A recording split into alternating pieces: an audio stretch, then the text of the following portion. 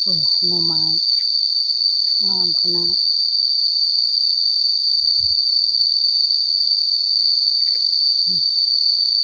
ออกมาเลย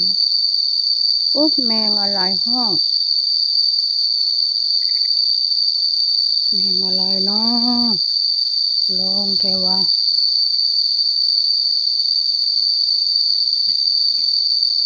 นี่กอน้อยก็ออกตามกอน้อยมันก็ออกมาที่ก็บ่มีทาง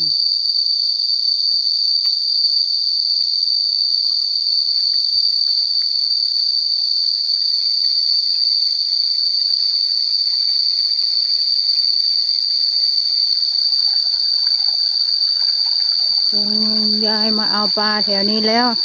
ปลาที่มันขึ้นมาตอนน้ำมันเยอะนะ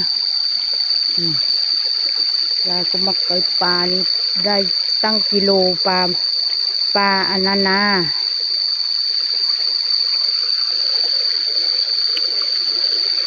ปลาตะเพียนแล้วก็ปลาอะไรที่เขาเรียกกันนะ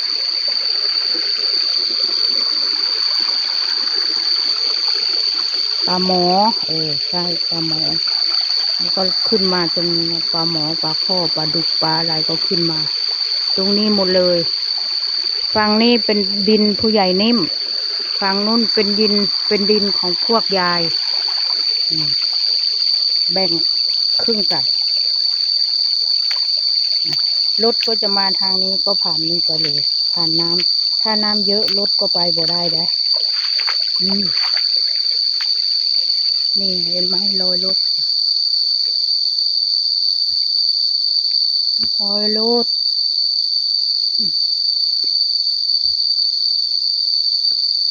อยากอาบน้ำก็ลงมาอาบนี่ก็ได้น้ำเย็นดีตรงนี้น้ำเย็นดีขนาดเลยมันเป็นสาด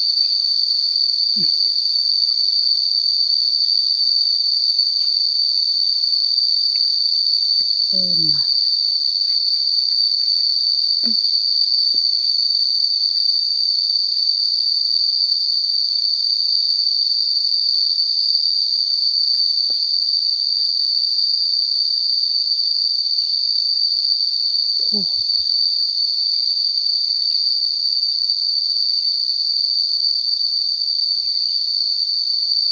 นี่ที่ดินแบ่งกันซึ่ง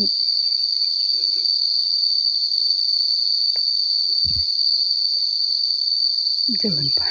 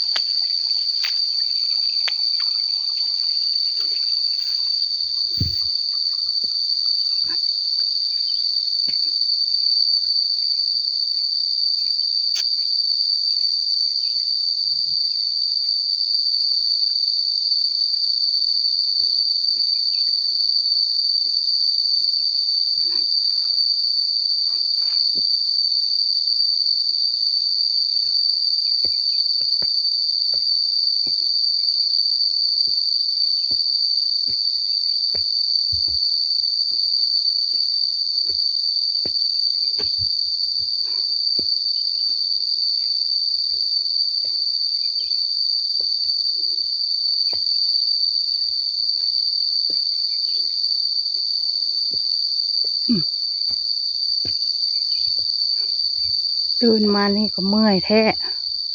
โอ้บริเวณอันนี้ลักแดนค่ะลักแดนโอ้โอ้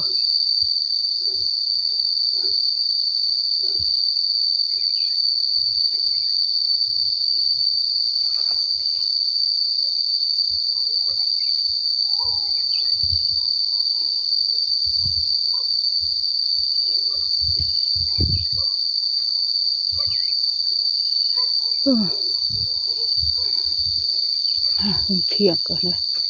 เมื่อยแค่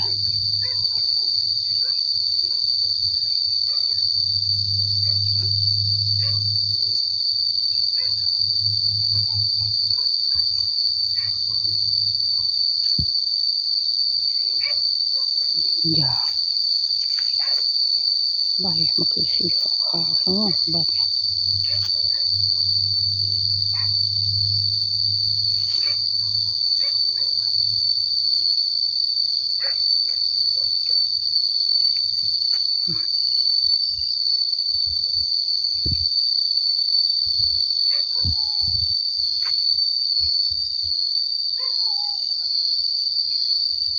ประมาณนี้นะคะท้องไร่ท้องนายาย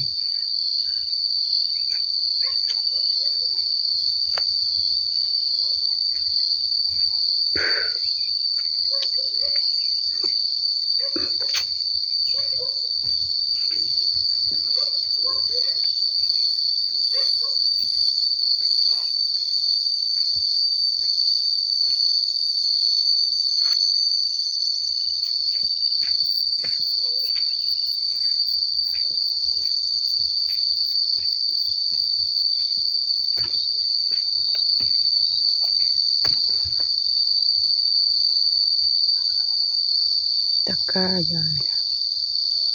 ตะกร้าโอเคเนาะยายก็จบคลิปแค่นี้แล้วค่ะ